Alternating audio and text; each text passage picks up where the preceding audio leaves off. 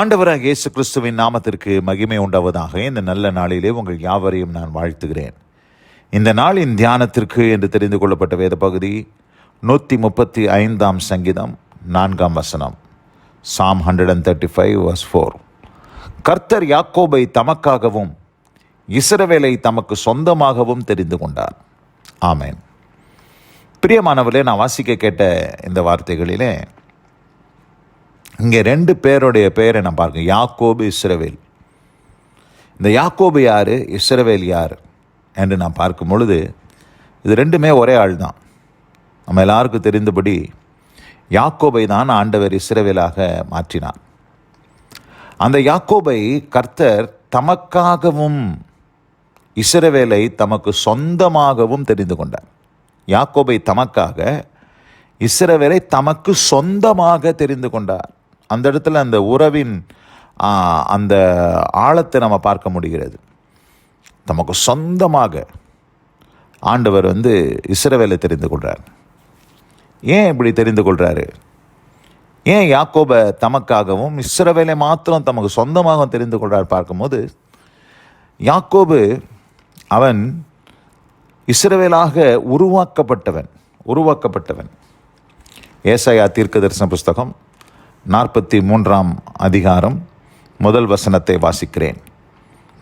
இப்போதும் யாக்கோபே, உன்னை சிருஷ்டித்தவரும் இஸ்ரவேலை உன்னை உருவாக்கினவருமாகிய கர்த்தர் சொல்லுகிறதாவது, பயப்படாதே, உன்னை மீட்டுக்கொண்டேன், உன்னை பெயர் சொல்லி அழைத்தேன், நீ என்னுடையவன். யாரை பார்த்து ஆண்டவர் என்னுடையவன் என்று சொந்தம் கொண்டாடுறாருன்னா, முதல்ல பார்த்தோம், யாக்கோபே உன்னை சிருஷ்டித்தவரும். யாக்கோபு முதல்ல சிருஷ்டிக்கப்பட்ட யாக்கோபு. ஆனால் இஸ்ரவேலோ உருவாக்கப்பட்ட இஸ்ரவேல். இஸ்ரவேலே உன்னை உருவாக்கினவருமாகி கர்த்தர் சொல்கிறார்.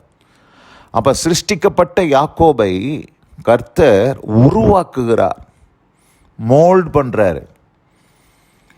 அப்போது உருவாக்கப்பட்டவன் தான் இஸ்ரவேல். அந்த இஸ்ரவேலை பார்த்து தான் சொல்கிறாரு, பயப்படாதே, உன்னை மீட்டுக்கொண்டேன், உன்னை பெயர் சொல்லி அழைத்தேன், நீ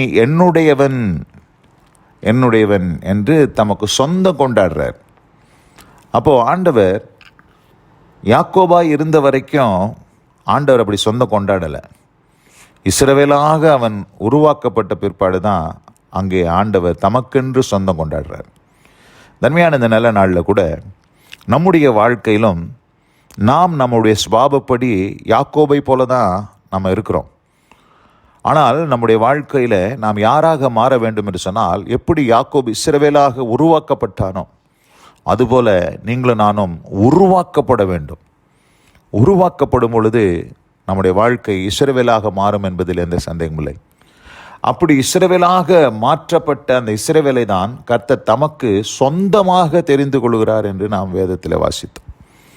தர்மியான இந்த நல்ல நாளில் கூட ஆண்டவர் உங்களையும் என்னையும் ஆண்டவர் தமக்கென்று தெரிந்து கொண்டது நல்லது தான். ஆனால் தமக்கு சொந்தமாக தெரிந்து கொள்வதற்கு நீங்களும் நானும் அந்த இஸ்ரவேலாக மாறும் பொழுது அப்படிப்பட்ட அனுபவத்தை தேவன் நமக்கு தந்தருளுகிறார் என்பதில் எந்த சந்தேகமில்லை. இந்த வார்த்தைகளை கேட்டவங்க ஒவ்வொருவரையும் கர்த்தர் அப்படிப்பட்ட அனுபவத்துக்குள்ளாக வழிநடத்தி ஆசீர்வதித்து காப்பாராக. God bless you all. ஆமேன், ஆமேன். நாம் ஜெபிப்போம். எங்கள் அதிகமாய் நேசிக்கிற எங்கள் அன்பின் பரலோக பிதாவே, கர்த்தர் யாக்கோபை தமக்காகவும் இஸ்ரவேலை தமக்கு சொந்தமாகவும் தெரிந்து கொண்டார். ஆண்டவரே, இஸ்ரவேலை உருவாக்கினவர் என்று நாங்கள் பார்க்கிறோம். யாக்கோபை சிருஷ்டித்தவர், இஸ்ரவேலை உருவாக்கினவர். ஆண்டவர், எங்கள் வாழ்க்கையிலும் நாங்கள் இஸ்ரவேலாக உருவாக்கப்பட, உமக்கு சொந்தமாக ஆண்டவரே நாங்கள் மாற, ஆண்டவரே நாங்கள் உம்மால் தெரிந்து கொள்ளப்பட, உமக்கு சொந்த ஜனமாக மாற கர்த்தர் எங்களுக்கு கிருபை செய்தரும். ஆசீர்வதியும். இந்த நாளில் வசனம் கேட்ட பிள்ளைகள் ஒவ்வொருவருக்கும் அப்படிப்பட்ட அனுபவத்தை தந்துள்ளார்.